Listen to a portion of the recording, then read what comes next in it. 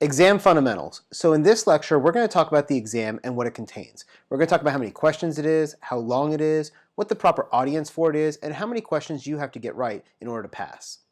So to start, let's talk about the ITV3 Foundations exam. The exam itself is an entry-level certification for ITIL. It covers a general awareness of the elements, concepts, and terminology used in the ITIL service lifecycle. Now, the target audience for this certification is people requiring an understanding of the ITIL framework. It also could be people who need an understanding of how ITIL can enhance IT service management within their organization, as well as IT professionals in organizations that have adopted ITIL and need to understand the ongoing service improvement aspect of the ITIL framework. So let's get down to the exam itself. The Foundations exam is the first exam in the ITIL series. It's what provides you a basic foundation, which is why it's called the Foundation exam. Now, the exam itself is 40 questions that are all multiple choice, so everything you're going to get is A, B, C, D.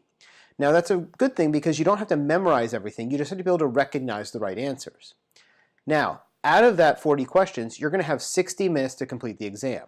So with the 1 hour to complete the exam, how many questions do you have to get right in order to pass? Well, you have to get a 65%, which is only 26 out of 40 questions. So that makes this exam a very low barrier to entry into the IT field because it has a rather low passing score, only 65%, and it makes it a lot easier since it's all multiple choice. There's no simulations, there's no essays or short answers. It's all ABCD questions. So this is a really obtainable exam for most people. Now, the one last thing you have to realize about the exam, though, is it is closed book. You can't take your notes and you can't take anything into the exam center except yourself and your mind. So that's just a little bit about the IT Foundations exam.